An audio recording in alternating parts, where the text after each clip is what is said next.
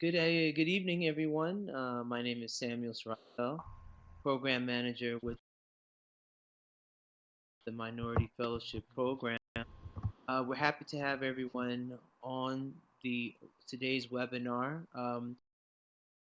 We have on an annual basis a series of webinars that are pertinent to both fellows and alumni across a variety of topics. We're very fortunate as part of our commitment also to SAMHSA's 5-year strategic plan to have this webinar and the following one focused on the opioid epidemic. Just a few key housekeeping rules before I make the introduction of today's presenter. We will be monitoring the chat box to the lower right hand corner of your screen. So as the presentation is going on, feel free to post your questions or comments there, and my colleague Sandra Oliver would present them to the speaker. Also, this webinar is being recorded so that it will be available for our library and for reference in the future. Um, One last note before I make the introduction. We will be having our next webinar in this series entitled Administering Better Prevention, Treatment, and Recovery Services in Opioid Use Disorders on approximately April 16th at 8:30 p.m. Eastern Standard Time. That'll be presented by Jamelia Hand of Vantage Clinical Consulting. So with that, we're definitely super grateful to have with us MFP alum and current NAC, National Advisory Committee member, Dr. Tanya Sorrell, who is assistant professor of nursing at University of Colorado Anschutz Medical Campus. So with that, I will pass the proverbial mic to Dr. Sorrell to guide us through her presentation. And towards the end, we will have a Q&A session in addition to those folks who have questions during the presentation. And you will receive a survey when the webinar is completed. We will repeat this again at the end. We really appreciate and would request that you will complete that survey so that we're always in the know of how to make our webinars better and give you other topical content. Thank you so much, Samuel. Can everyone hear me okay? Can you hear me okay there, Samuel? Okay. I always am appreciative of being asked to assist by the MFP in any way, as anyone who knows me knows helping with the MFP gives me life, quote unquote. So I was happy to be able to put together this presentation and to give you an update on some of the developing areas and nursing opportunities for advanced practice nursing to try to address the opioid crisis. I've tried to condense this into the slides that I think will be most pertinent for you in looking at your potential activities that you can do now and into the future. This always goes easier for me and potentially more learning for you if this is a discussion rather than a lecture.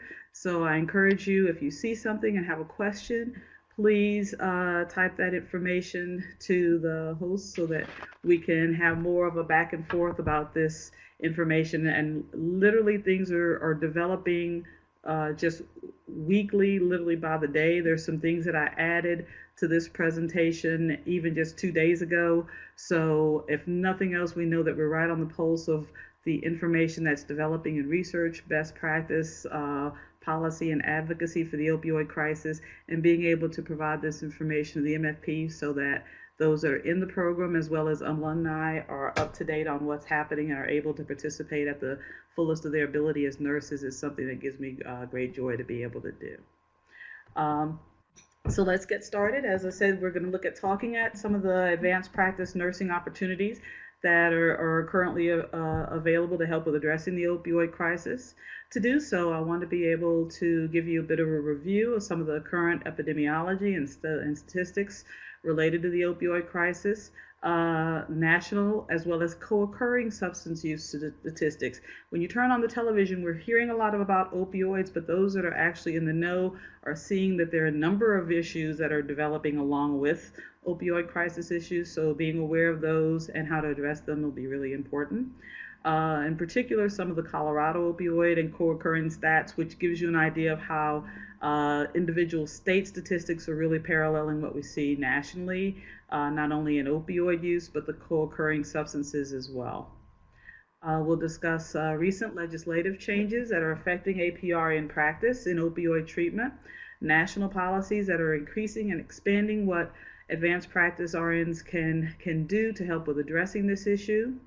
And then, based on that current legislation, how you can then turn this to help with addressing issues on the local, state, and national level to address the opioid crisis, and some examples that I've been working with in the recent practice and program initiatives here in Colorado. Just to kind of go over some information, statistics wise, we know that unfortunately from 1999 to 2017, more than 700,000 people have died from drug overdose, particularly related to opioids. About 68% of those are specifically involved in opioid use. In 2017, the number of overdose deaths involving overdose was 6 times higher than in 1999. So we still see on average about 130 Americans dying every day from opioid overdose in the US. We've actually seen in the rise of this overdose 3 different waves, so to speak, of overdose deaths. If you see wave 1, let's see if we can see this, from 1999, you see the steady current growth of overdose, that the commonly prescribed opioids, prescription opioids, the natural and some of the synthetic opioids, and methadone. Secondarily, for the rise in heroin overdose deaths, we see that even though if you see this curve started to happen around 2002, 2006, with, as we're now seeing in the news, the advent and proliferation of OxyContin. If you notice, the heroin increases only occurred more recently after the 2010s, when policy and healthcare providers started to look at how we could try to manage this trend of prescription overdose. That's when heroin overdose has now subsequently risen.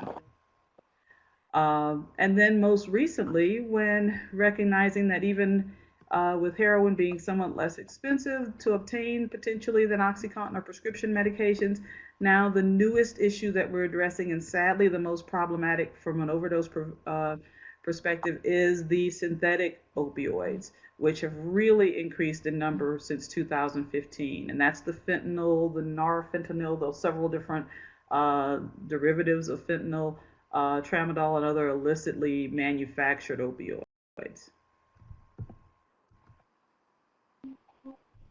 If we take a look at some of the state changes, what you'll notice is for some time between 2000, let's see, from some time, if we look at the 2010 to 2015 rate, these numbers for most states were fairly homogeneous. There were some that were slightly lower in overdose rates, but the states that have always been the highest and now increasingly the highest in overdose rates, those states have consistently been the highest overdose rates, even as the opioid crisis has increased, continued, and with some initial initiatives to try to address those.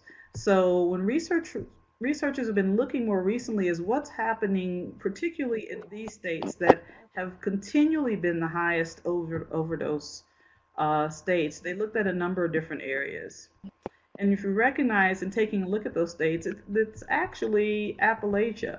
And if we take a look at that, we notice the highest overdose states are in, if you look at even tracing from Maine all the way down to Kentucky and Tennessee. That's the Appalachian Trail.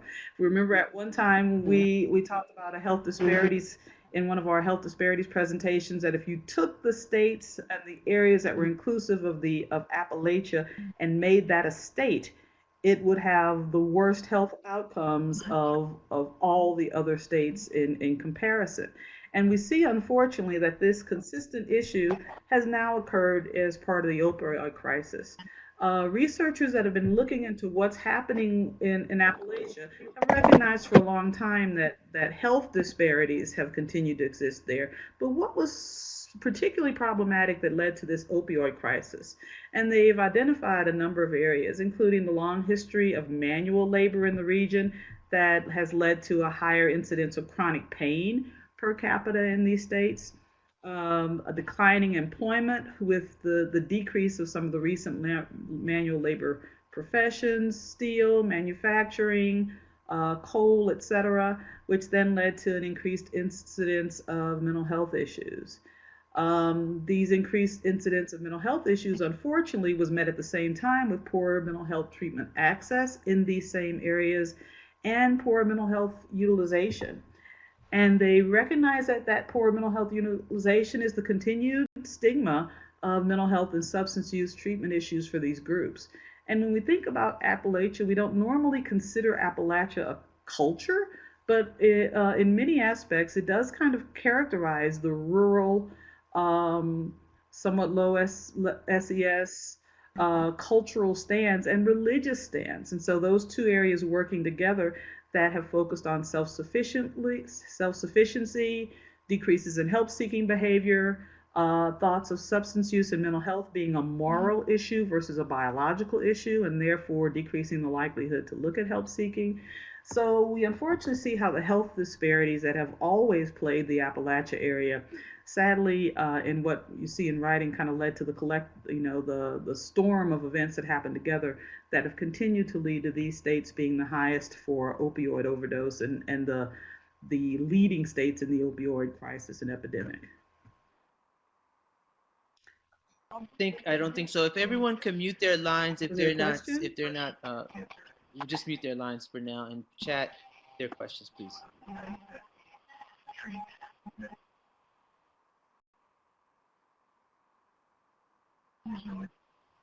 Okay. So if we look at the opioid epidemic by the numbers, as I said earlier, about 130 people every day die from opioid related overdoses. Um, about 81,000 of those people are using heroin for the first time each year. About 28,000 deaths each year are attributed now to overdosing on synthetic opioids other than methadone.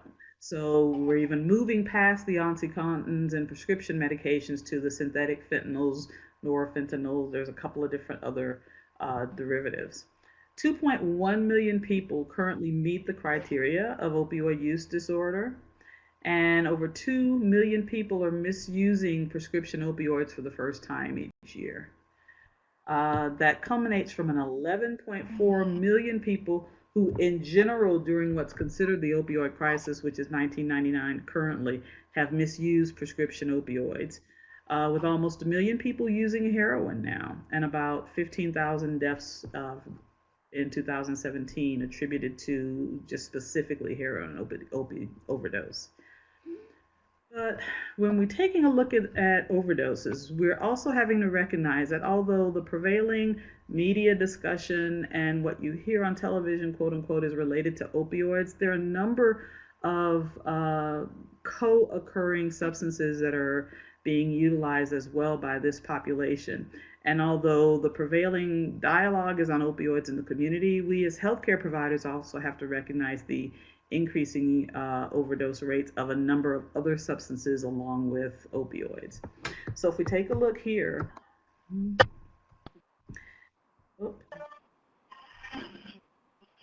if we take a look at the number of for 2017, and you can see, as we were discussing earlier, up until about 2010, besides just the prescription opioid use, most other substances were fairly stable through this time. If you look at 2010 through 2017, though, as a separate set of data points, we can see that there are a number of growths that are occurring that that the media may not be addressing, but we as healthcare professionals need to be up on.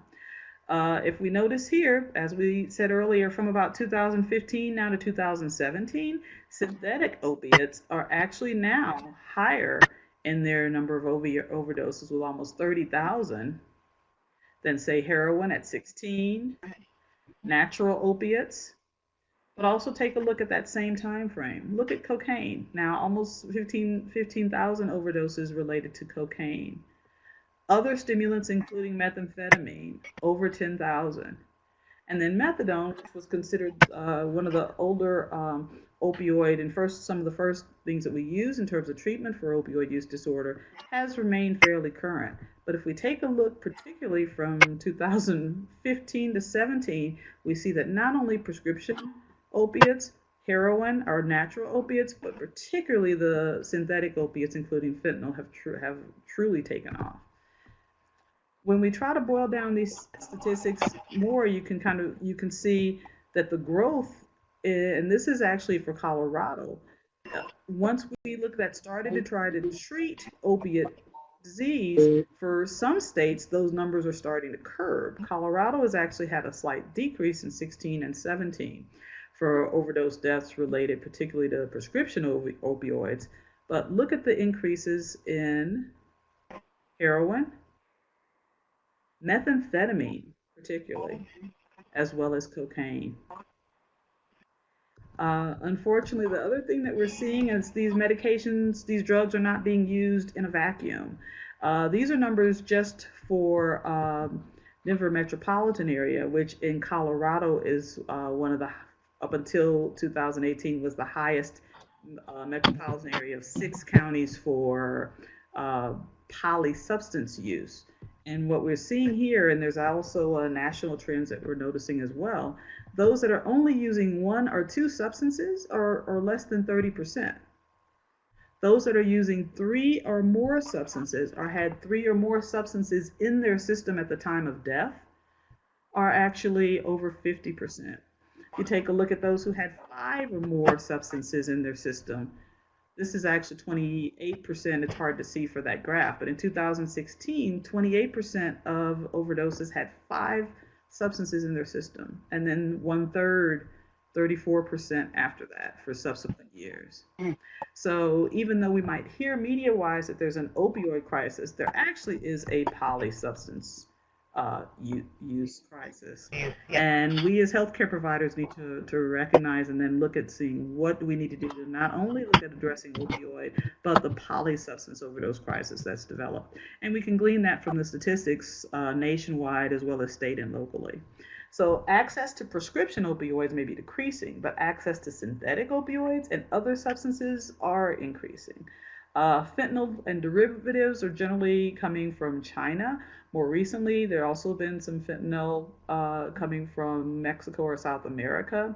Methamphetamine and cocaine is generally produced and then shipped into the US from Mexico and South America. And this is what's different than what we saw if you take a look at those 2010 to 2015 numbers.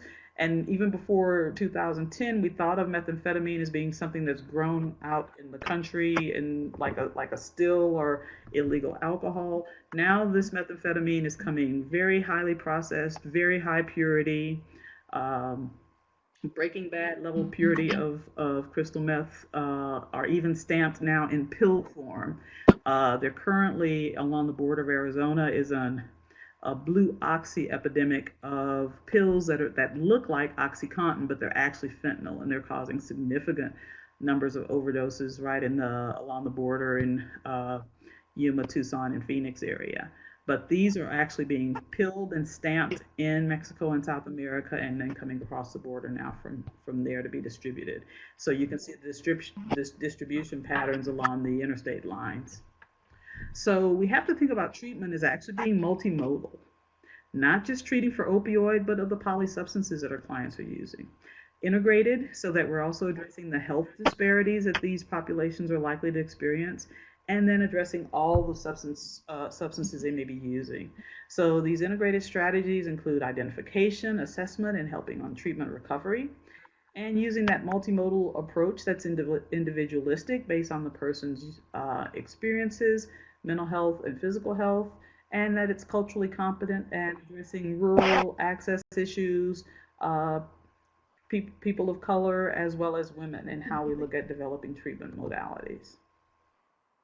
When we think about how, then, moving from the Appalachian model to say, how are people becoming at risk of opioid or polysubstance use, it still follows the chronic disease model of having a role of genetics in increasing the risk of use based on people's pharmacodynamics or pharmacokinetics. Some groups are more likely to be sensitive or are susceptible to some substances so that their risk of becoming addicted at the first or second use might increase. We also see the same issues that we think about in terms of risk factors for family history of substance use, childhood and trauma being a truly difficult and problematic area that increases risk for substance use, co-occurring mood, mental health, and physical health disorders, traumatic brain injury, and early childhood use. Particularly the clients that we're seeing in care in general had a use pattern of some substance that started from age 10 to 14, the highest percentages. And these were moving from cigarettes to marijuana, then to prescription pills that were available at school or through colleagues at school or pill parties, and then moving into other substances. We also noticed that for the current opioid risk crisis, there are also some prescribing patterns that have placed some areas or groups at higher risk. One of the things that people may ask, and I've asked this, we see that more people that are having opioid use disorder are Caucasian. Why might that be? We did notice in prescription patterns in some of the review data or chart review data that because of discrimination issues, frequently minorities were less likely to be prescribed OxyContin and controlled opiate substances. So that actually decreased the likelihood that they might either get prescribed and then become addicted and then move to further opioid use disorder because of provider and healthcare discrimination. That's always been a concern in our system. Access to prescription opioids favored rural white chronic pain users, and that then led to the increased proliferation of these medications for those groups and the increased risks then of subsequent opioid use disorder and then the then co-occurring and polysubstance use disorders.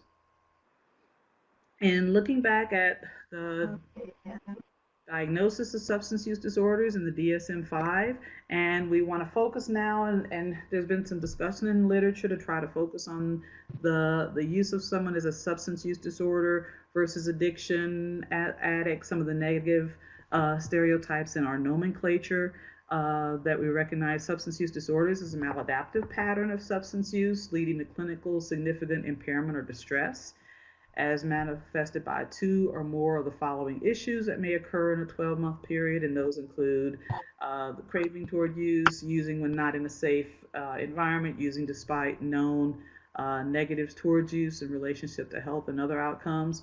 They did remove in the DSM-5 the legal criteria with legal encounters as initially being in DSM-4 a criteria for the diagnosis because given the fact particularly that some substance use disorders are not necessarily heavily criminalized, that not all persons who actually met the criteria for a substance use disorder may have had legal interaction.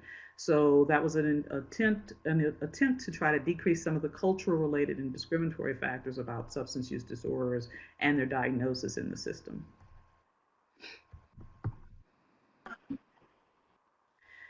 In kind of an overview of reminding what happens with opioids in the dopamine reward center, we know that opioids do more than just stimulate the pleasure response in the amygdala. They actually increase the prefrontal cortex pathways, and that's where cravings occur. So there's a natural link between pleasure, the complex thoughts and decision making and planning, so that when we start to use and we have that reward response from having used, after some time, we know that in the amygdala and the midbrain, ongoing use, we never get that initial increase of dopamine that we do after our first use. So that's how, colloquially, we start to chase the high. We chase that high of the initial elevation in dopamine in the amygdala in the midbrain, and it also becomes a prefrontal process of thinking that we're then trying to use again, and the cravings for use again is to try to arrive at that high, or we use despite negative consequences to try to get that high in the amygdala. We also know that opioids suppress the brainstem's ability to control breathing and heart rate, and that's what leads to overdose and death due to respiratory depression.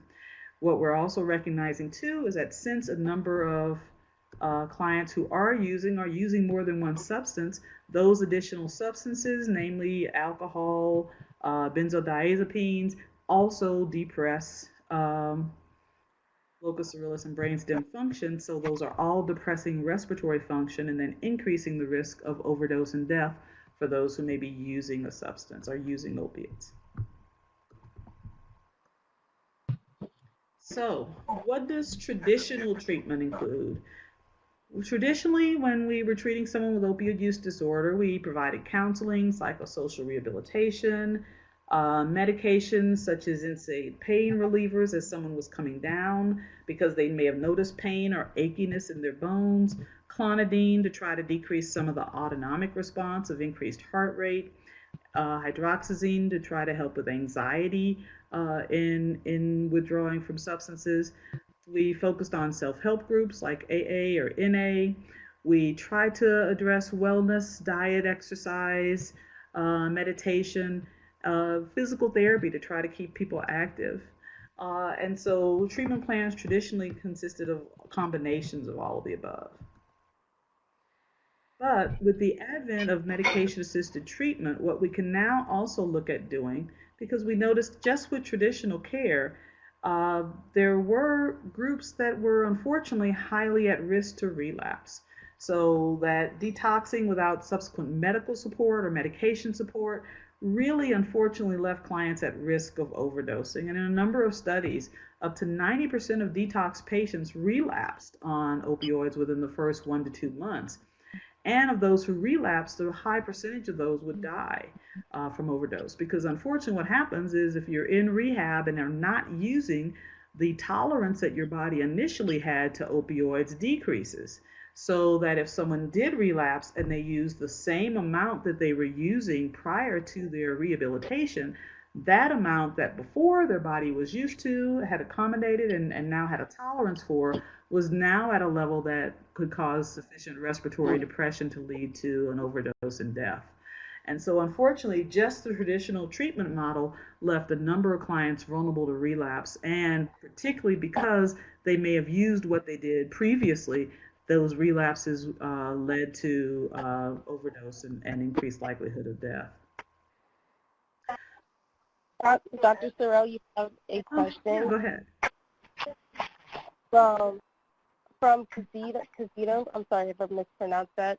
The question is, can you please tell us more about fentanyl derivatives from China? How is it getting into our country, given the fact that China is more than 7,000 miles away from the USA? They usually come by mail. The biggest percentage, and I don't have a slide here that actually has percentage, but they do have a breakdown based on the Coast Guard and what DEA has studied. The highest percentage are flown here, camouflaged in something to throw off any kind of drug detecting dogs. So the highest percentage are flown here are come through the Coast Guard seizures along the water borders of the U.S. Unfortunately, that's become somewhat of a political discussion in terms of how drugs are coming into the U.S., but the vast majority and the fact-based information about the vast majority of drugs coming into the U.S. From China are coming by air, package mail, by the Coast Guard, are being by water. The water borders are being brought in by boat, or by ports of entry where the drugs are disguised inside of other types of fruits, vegetables, things that are throwing off the drug detection dogs, are X-ray activities. Case in point, there was a lot of media to do about a recent finding of methamphetamine that came across the border. It was in a hidden container area of the truck that was able to be visualized on X-ray. Another method is in some trucks that might have liquid containers as part of the truck system.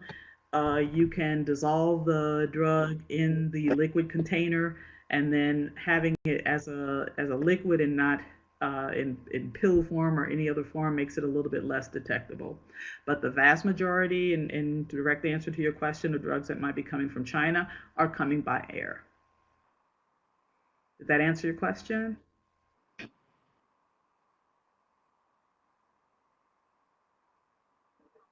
You said Okay. thank you. Yeah, as I said, unfortunately, that's become somewhat a political of issue, but always try to look at what the actual DEA, Coast Guard, air shipment for customs are looking at, and their statistics show that the majority of drugs are either being shipped, coming through in boats, or coming across at ports of entry. And as we know, supply always follows demand. So when there's high demand for these substances, then supply finds ways to try to get it there. So what does assisted treatment try to do in decreasing the likelihood of relapse after rehabilitation? It decreases the impulsive substance use behavior. So we were talking about that prefrontal cortex and that drive then and craving to use. Medication-assisted treatment then placates those dopamine drops that are in the prefrontal cortex and then calms the amygdala cravings to use. It also facilitates the ability to participate in the therapy and treatment activities, psychotherapy and support that are so important in looking at decreasing those initial risks that we talked about that lead towards substance use. So if I'm in rehab, but my brain is telling me I need to use, and it's hard for me to sit in a group and process my, early childhood traumas and stress that or triggers that may lead me to use. So by addressing medication-assisted treatment, I take the edge off of those cravings, and then I'm able to participate more fully and actually gain something and gain the potential strategies and activities to remain sober that I might be able to obtain in psychotherapy and support. It also helps to develop a structure and decrease chaos. So thinking process and patternings actually become, how am I going to get some substance today? How am I going to get some heroin? So now your structure is, I have MAT on board. I don't have to worry about quote unquote getting a fix. I can focus on what other things I need to do, participating in treatment, trying to engage in employability, working on improving my relationships and working in therapy towards healing those areas. So what we see that medication assistance does is actually helps improve the brain's ability to get well from a number of vantage points. And one of my colleagues is actually working on this theory in development. So you guys are getting kind of a heads up on seeing some of this new information. It says medication-assisted treatment really needs to be a focus of any type of substance use intervention that we're working on. So that first we're wanting to look at addressing that reward center and amygdala.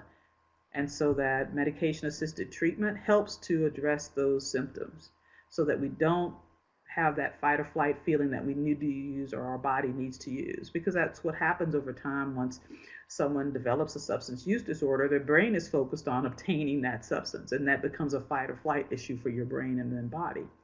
Then helping them to know that I don't have to use today. I'm able to address and now change how I make what I do in terms of decision making.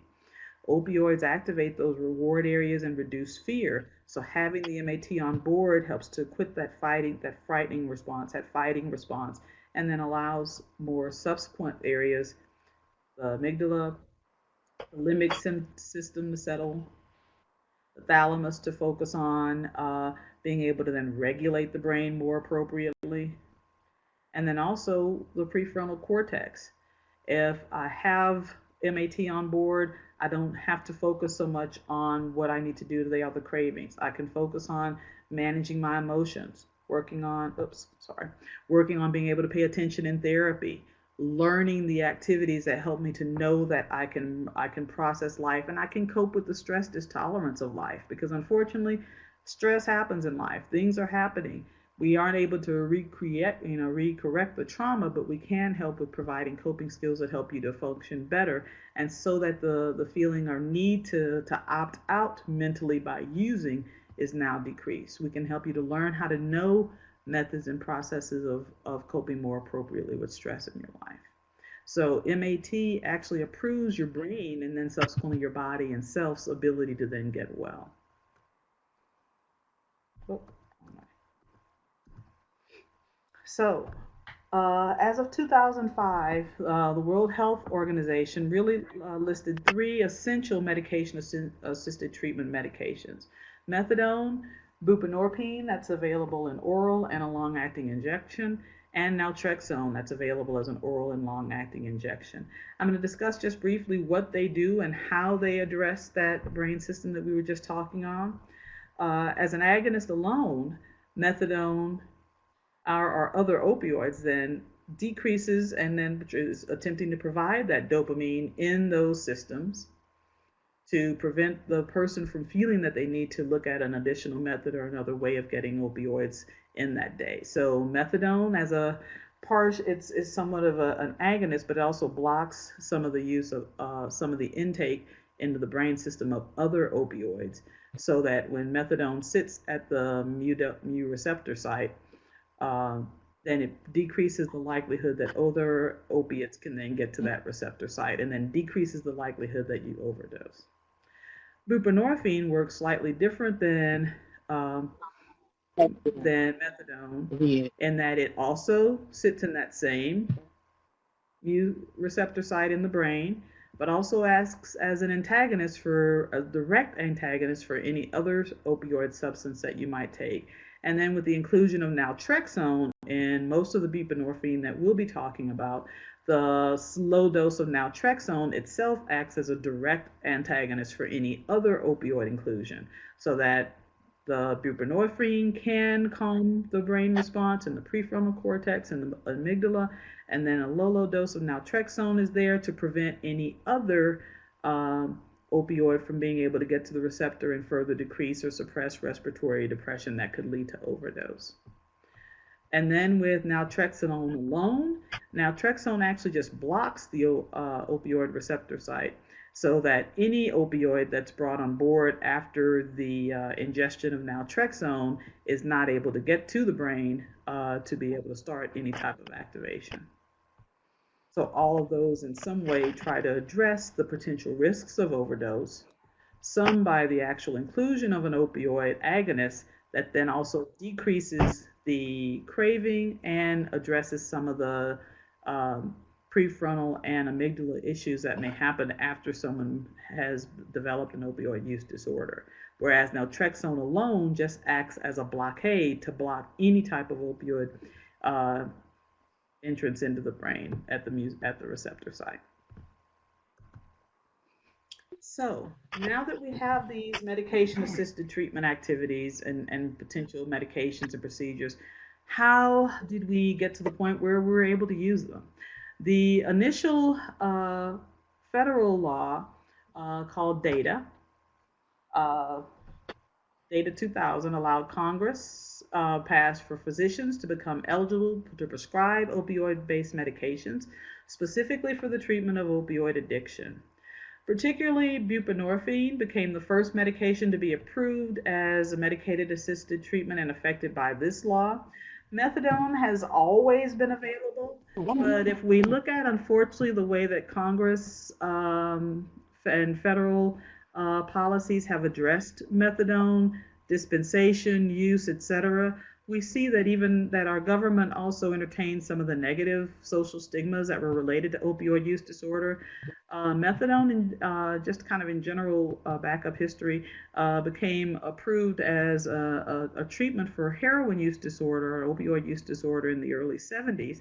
At that time, unfortunately, there remained a lot of negative social stigma, some discrimination and racial stigma about the use of heroin, because at that time it was a higher used by minority populations, blacks and Latinos, and so the distribution or the prescription of methadone became somewhat stigmatized in terms of how it was distributed in methadone maintenance clinics, It was set up more of as a for-profit agency in orientation, so a lot of the methadone maintenance programs in the early 70s through 90s were sometimes located in high crime areas, low socioeconomic areas, and unfortunately, they sometimes became a hub of additional issues in terms of crime, substance use, and medical complications.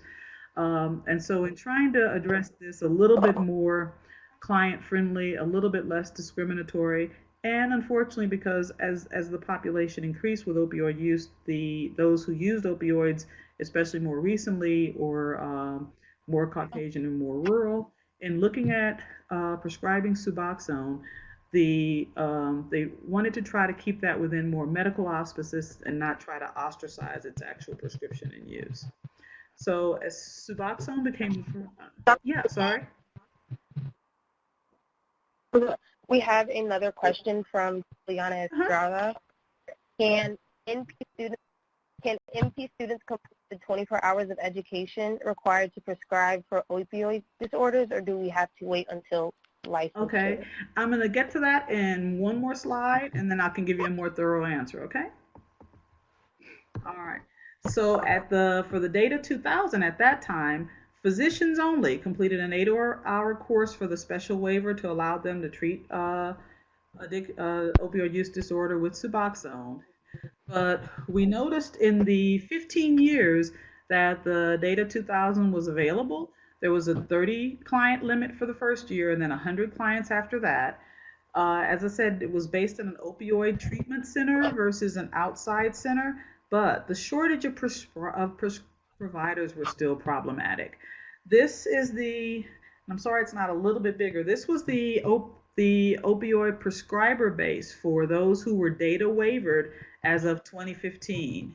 A blue color means there was at least one prescriber that prescribed MAT medications. So if you notice, there's a lot of white area where there's no prescribers at all, and red was where there used to be a prescriber, but that person had left. And so with encouragement from the nurse practitioner and PA community, CARA, which is the Comprehensive Addiction and Recovery Act, was developed in 2016, and it did a number of things. It increased the physician client limit to 275 clients. It allowed graduated and certified NPs, so not NP students, but those who met the full, once they completed their NP program and were then legally, per their state, eligible to work as nurse practitioners, were then able to complete the 8 initial credits plus the 16 hours for a total of 24 hours. They were then able to obtain the special waiver that allowed them to treat opioid use disorder. So NP students are not eligible to be waivered for under CARA, okay? And answering your question. They also, at the time of CARA, increased Medicaid access to naloxone, which is an opioid reversal. That's the naltrexone we talked about. And they increased the ability for pharmacies to dispense it solely without a prescription. They also covered the cost for the majority of Medicaid clients to be able to obtain one naloxone or Narcan prescription that would actually paid and covered by Medicaid. They also increased some of the parity options because, once again, we also have mental health and rehab still with a lower level of percentage of reimbursement than physical health issues. And so CARA tried to address that too, which could increase access to care for those who were having mental health or substance use treatment issues. So I hope that answered your question about NP students aren't able to be waivered. You have to be a licensed prescribing provider in your state, and each state may vary. So if you have where you have a collaborative practice in your state, the collaborative practice provider has to sign to be aware that you're prescribing MAT. If you're an independent provider or have some supervision hours before you can see clients individually, you have to complete the supervision hours to be able to prescribe independently before you can get the MAT waiver. Here in Colorado, you have to have a 6-month supervisory period. So someone in Colorado, even as a licensed NP, could not sit for the waiver. They could complete their hours, but they couldn't get their waiver until after the 6 months of the supervisory period. Okay, so I hope I answered that person's question. And then, She said you did. Thank okay, you.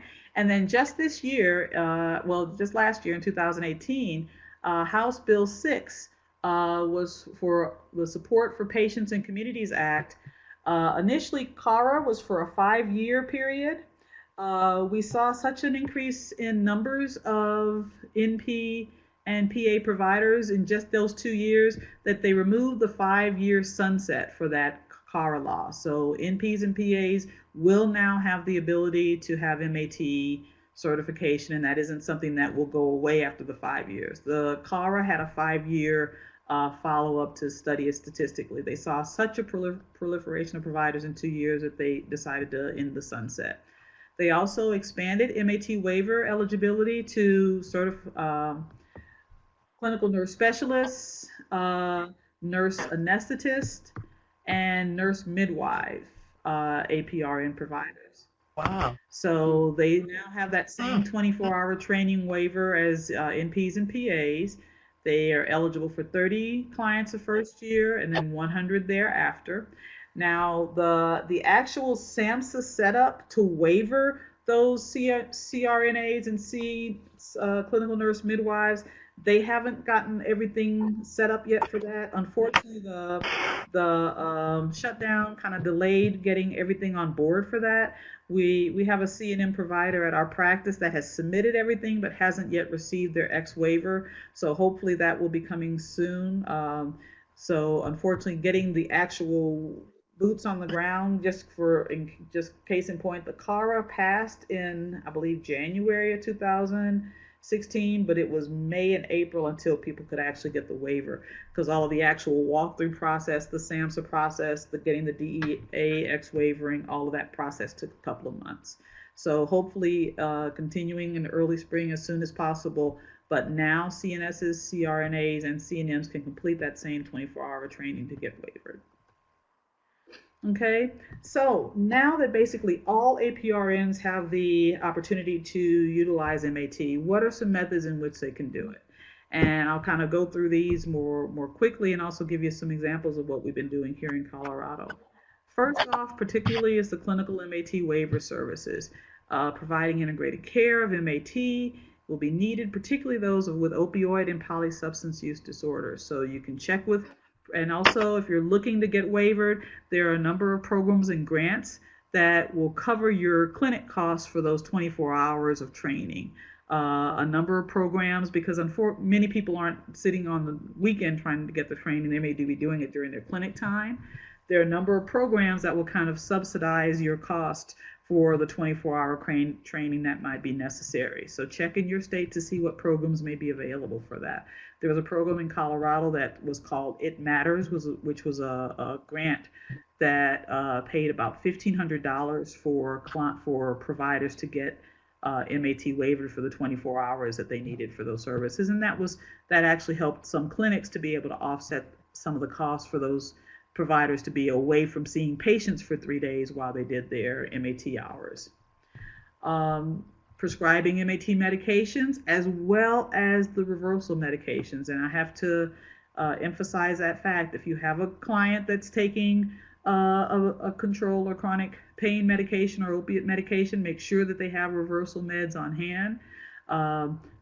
Make sure that you offer them and discuss with expert. And I'm sure we have a number of SAMHSA webinars available on expert, how to discuss and assess for opiate use disorder and helping to route them towards treatment. And also remember to use your PDMP for all clients. A number of states are now starting PDMP assessments where they check to see that you're looking in the PDMP to assess potential issues of doctor shopping or filling prescriptions, early refills, etc. That can be some of the cues for opioid use. Also, collaborative work. Form a local or regional discussion group where you can review cases, encourage the practice and prescription of MAT services, and then learn the best practices for polysubstance use treatment cases. One of the interesting things we have now is we have a lot of clients, if you notice, from Colorado that are also using high amounts of methamphetamine. So if we might get them in for opioid use disorder treatment, what are the things that we're doing to help them to get off of amphetamines and methamphetamine? So being able to work together in collegial fashion can help you with that as well. Educational work, working and encouraging your students. So even though you're still an NP student, get in there, get some information to get ready so that as soon as you're eligible to be waived, that you're ready to go there. Learning expert and training NPs, primary care providers. If your facility doesn't currently have an expert protocol, discuss and ask. We know that not only alcohol, benzodiazepines, opioid use are proliferative in a lot of communities. Once again, the primary care provider is the first person that may see and assess that. So encouraging those levels of training for expert and substance use disorder assessment in your clinics and communities. Other methods for APRNs is consultancy, helping programs, cities, and areas to develop opioid treatment policies, programs, protocols for service and supportive care. So if you're working or as a student doing a rotation at a clinic and you don't see expert being reviewed with your clients, discuss it. Discuss developing a protocol to help with that and to be able to refer people to treatment and develop a referral network for those who may be experiencing substance use. Research. One of the areas that we're still not developing sufficient data on is clinical best practices, new innovations, disparities research, Latino, rural, and now African Americans are now also increasing their use in not only some of the opiate substances, but particularly methamphetamine. Methamphetamine in the Latino population is also unfortunately amongst our next crisis issues with overdose. So we need research in that area as well. And then research showing how trauma and early childhood issues and ACEs, adverse childhood events, play a role in substance use developing. So being able to identify persons that are at risk. Remember we said between 10 and 14 is when the majority of these clients might start using a substance. So certainly even high school DARE programs are already too late in addressing these issues. And then policy, supporting treatment-based initiatives and opioid treatment initiatives, serving as an educational expert, a panel or nursing expert, and for media, for bill development, and other legislative support. So let's talk a little bit about how I've kind of taken what we've talked about in those nurse practitioner opportunities and try to use those at the state, local, and federal area. If you take a look, this is our opioid overdose rate in 2014 on the left, 2016 on the right. If you notice, the darkness are the high proliferation of numbers, which is over 20 per 100,000. Those are decreasing. What this isn't showing is that the methamphetamine overdose rate in those counties still looks like the 2014 rate. If you notice right here, this is the Denver metropolitan area. That number for 2016 has decreased, but the methamphetamine overdose rate has increased. If you notice here, which is the San Luis Valley area, that number, which is a high rural area, it's very similar socioeconomically to the Appalachian area. In rural farmers, it used to have manufacturing, and that has now left. That area still has a high number. And if we take a look at the levels of opioid painkiller overdose, methamphetamine is quickly joining that in the rate for Colorado for overdose statistics. So right after the initial CARA or 2016 legislative initiative to increase NPs and PA providers, we were awarded a program through the Senate Bill 74 to start MAT services and expand the workforce in nurse practitioners and physician assistants in two of the more troubled counties that were experiencing substance use. Go right quick to show you. This is Pueblo County, which was one of the counties that was rated for services, and this is Routt County, which was another high incidence of overdose, particularly because the hospital in Routt County is way down here. And if you notice, there's a lot going on all the way up there with no services. So even though that county had a lower overdose rate in general than some of the other counties, the number of persons overdosing was higher because they're getting two services was very problematic. So the two goals for that program were to increase nurse practitioners and PAs, the number of those in Routt and Pueblo County, and to increase the access to MAT services in those counties. So with our program, we were able to set up a community-based advisory committee to evaluate and then identify 3 agencies for implementation of the program and funding. 2 agencies in Pueblo County, which is already an integrated mental and medical health care center, and then secondly, a methadone outpatient treatment program that wanted to expand their services for buprenorphine. And then one agency that was working as a pain management clinic in Routt County to then look at adding medication-assisted treatment and therapy. So at our year 1 report, which we just gave to the legislature in October, we added to those 2 counties 9 waivered NP and PA providers. We provided medication-assisted treatment services to over 650 individuals in those 2 counties.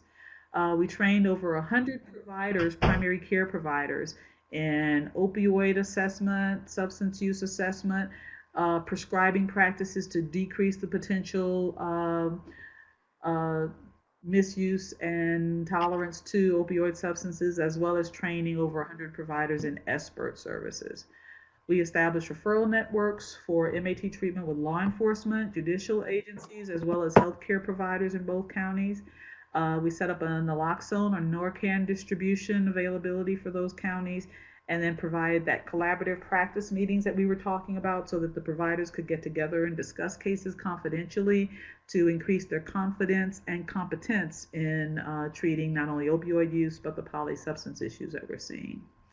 So besides medication-assisted treatment, those programs developed cognitive behavioral, dialectical behavioral to address the trauma that we were talking about in terms of these clients, motivational interviewing, relapse prevention, family therapy, residential therapy, as well as case and crisis management.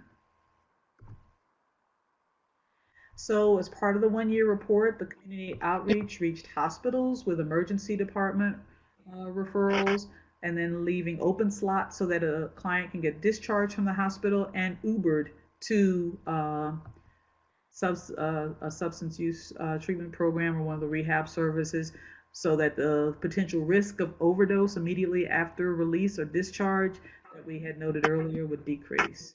We did cold calls to providers, advertising and educational seminars for providers, and also facilitated that same open slot policy from the local jail, because once again, if you've been in jail or been in the hospital and not using, your tolerance and risk of overdose and death is higher. So we were asked to present this data to the incoming Senate President in October, and interestingly enough, the presentation was nice enough that the next day I got a call to say, let's expand this budget to $10 million over 2 years and try to add 10 more counties. That was a fun day. Now looking back, it was a fun day. But now January the 4th, we submitted a bill to expand that MAT program to 10 counties, including the entire San Luis Valley. And if you remembered looking at that San Luis Valley, it remains a problematic site in terms of issues with overdose. And 2 other counties, we're also looking, there are a number of different counties that, because of their rurality, isolation from healthcare, may also be able to apply for funding to expand that program. So we're also now developing a center for substance use disorders so that we can try to collaborate with other programs on campus that are focusing on the opioid and polysubstance use disorder, and to be able to collaborate our efforts with the State Office of Behavioral Health. I think you may have seen on SAMHSA, this was the recent discussion that we had with our initial legislative presentation for the expanded MAT program. Some of our students, including one of our MFP fellows, Sabrina Chin, was also present because they have a health policy class that they were all there to observe my testimony there in the Senate. It's presented at the first bill in 2019, so we're really hopeful that generally bodes well and potentially getting passed. They've already tried to cut the funding, and so we're working on trying to get that funding back. But what they did do in giving us the positive after the negative, cutting the funding, is they say that they now want to look at making this a state program. So rolling every 2 years to adding additional counties, which means I could be busy for a good long time, but that also could mean some continued additional support and MAT services that may develop statewide. So the House is going to review the bill starting in March, and we hope to initiate the new county project starting July the 1st. Then a little bit more locally, I'm on the co-chair of the Treatment on Demand group. We looked at what some of the issues were in Denver, and if you recall when I showed you that Denver metropolitan area, they were starting to address some issues with opioid use, but methamphetamine was also becoming an increasingly problematic substance use issue. So for our goals for this year will be to develop a more efficient and effective system to immediately allow a client to be able to access services using a no wrong door model. So we're developing a metro-wide self-updating patient provider access method. So if I call and say I'm ready for services, I'm not having to wait 30 days, I'm not having to wait 3 months for an opening, and we can maintain some methods of referring folks either to an outpatient base, to rehab based on their need, and setting that up so it connects not only with providers, patients, but also with the judicial and legal system. So that we can also try to look at decreasing incarceration related to substance use. We also have a LEAD program here, which also tries to route minor levels of legal issues related to substance use into treatment. So that hopefully will fold into that program. This group is also part of the harm reduction system that was part of the safe injection site that we were looking at trying to get state congressional approval for. Unfortunately, just last week they pulled the safe injection site bill from additional funding. Right now they're getting a lot of the initial stigma that we talked about, that a safe injection site is where someone who hasn't used before decides to go and use. So we're looking at kind of readdressing our efforts education-wise to decrease stigma, to provide more educational information, to say that a safe injection site is a place where people can get expert care, health care, and continue to develop those ties that help bring them into treatment rather than increasing use of substances. So we continue to need education and facilitation of addressing the cultural, religious, and sometimes discriminatory stigmas that are about substance use, and help with that. Okay. Also, federal law currently. Oh, sorry. Oh my God, we have a question from April Bradshaw. What is your opinion about how the legalization of marijuana will impact increased use of meth, as marijuana is often laced with meth? That's a good question, and it depends on how it's done. As you know, Colorado in 2014 legalized cannabis sales, but they also set cannabis sales up in agencies that were tightly restricted, monitoring, and actually had quality control. Now, so if a state wants to look at decriminalizing marijuana, which everyone is always on, that's always a positive, or may look at actually legalizing marijuana. That's a different issue. If in legalizing marijuana, the states that have done so far, Colorado, Washington, Oregon, and now California and Alaska, they're looking at setting up places where you can purchase cannabis that now actually has some quality control. So the likelihood that you're going to get cannabis that's laced with something else is very minimal, since there is strict quality control in regard to that. Also, Colorado, because they did legalize cannabis, has had to do a lot of research studies in terms of who is smoking to decrease the use of under 21 smoking cannabis, and now set in place some type of method to determine if someone is DUI or driving while intoxicated on cannabis. So those studies have not shown increases in cannabis use for those that are under 21, and you have to be 21 to be able to purchase cannabis at one of the cannabis stores. That also has decreased the proliferation of illicit marijuana. And what that means is if there's a cannabis shop that's selling cannabis that has quality control, then I'm not going to buy it on the corner. And so it actually has decreased the rate of illegal cannabis or marijuana use. And that's where you would have the increased likelihood of cannabis being mixed with something else. Um, Fentanyl, PCP is another thing that sometimes gets mixed in with marijuana. So the decriminalization of cannabis versus the legalization of cannabis are two separate things. But legalizing cannabis is likely to decrease the illicit use of cannabis from a seller or someone who's selling it that may have something else mixed in.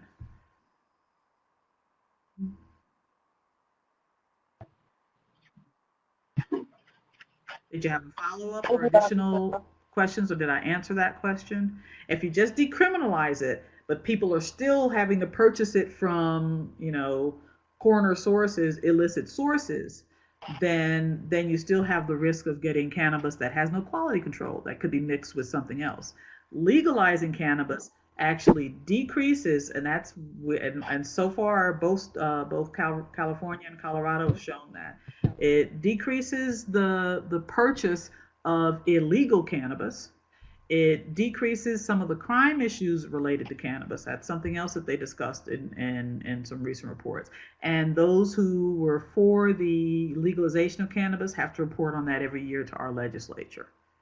And it also has not had a decrease in those that are under 21, or indeed those that are over 21 using it. What they have had are people coming from out of state to Colorado and using, and because the THC percentage of the cannabis that's sold in the stores is higher than what you might get on the street, some people are getting a little bit of cannabis high when they're purchasing it in stores because it's higher than what they might get illicitly in their home states. Caused an increase in the mixture of cannabis with other substances like PCP or fentanyl, as you said. Did that address all that, your aspects of your question? I believe so.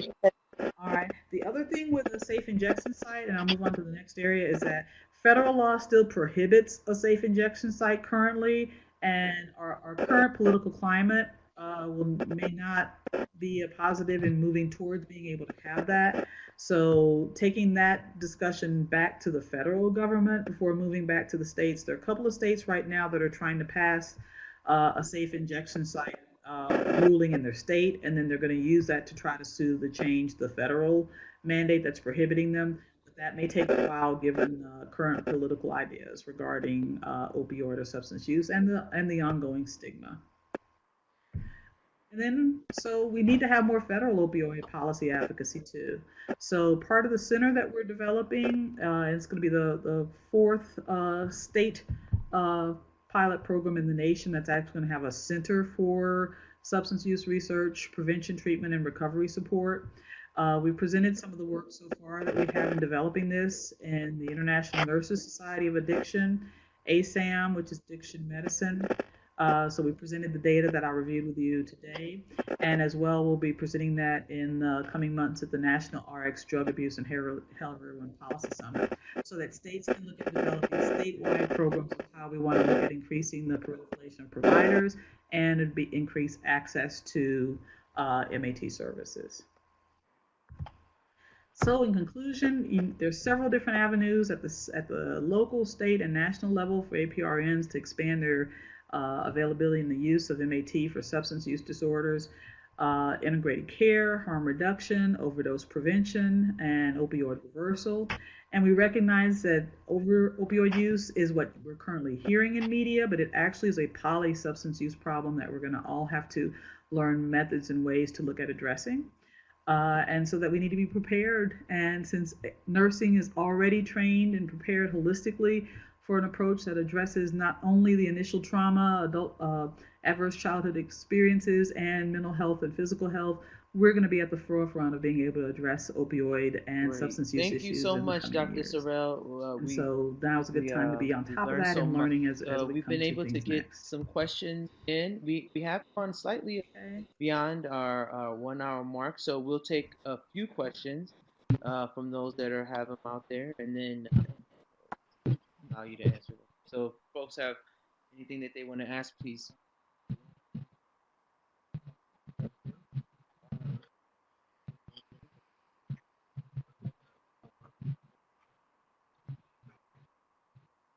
And please mute your phone if you're.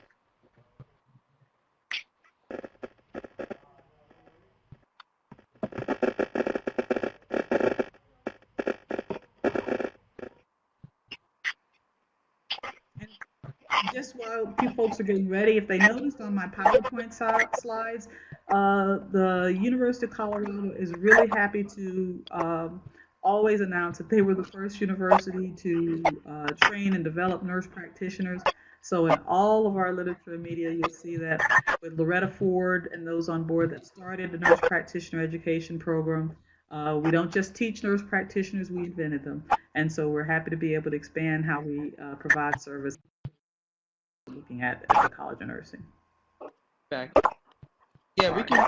There's a slight feedback on the phone, but can you guys hear okay?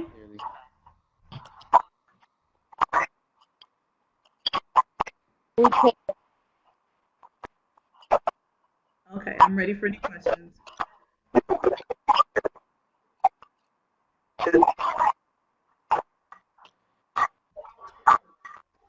There's a lot of voice on the line. Yeah, it's choppy. So I see Agnes White is typing, and when is this sound due to phones not on mute or?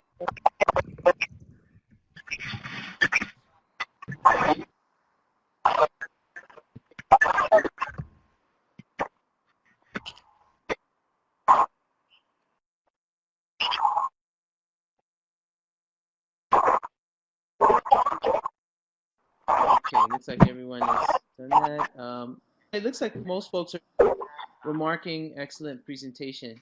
I think we were able to cover some of the questions during the session. It looks like Agnes White.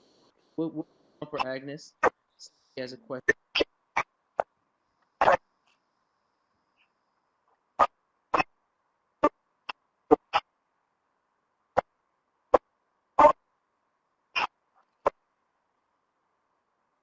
Okay, looks like she's just saying great presentation.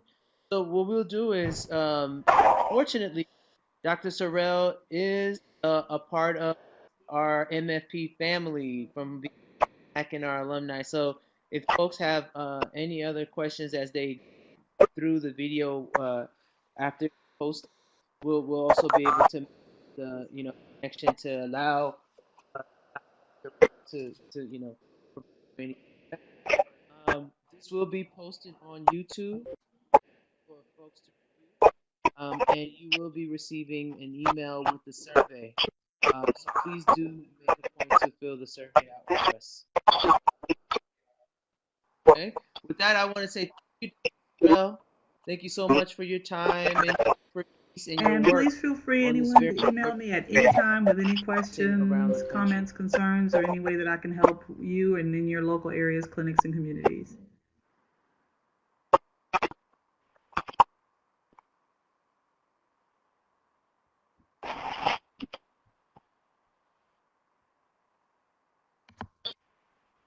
We will make the presentation available via both the YouTube link, the YouTube video of this whole presentation, and that'll give you the chance to also see her comments so well. So we're wishing everyone a very good night. Please be on the lookout for an invitation for our next webinar on April 16th on administering better prevention, treatment, and recovery services in opioid use disorders. Take care. With that, I wish everyone a good evening.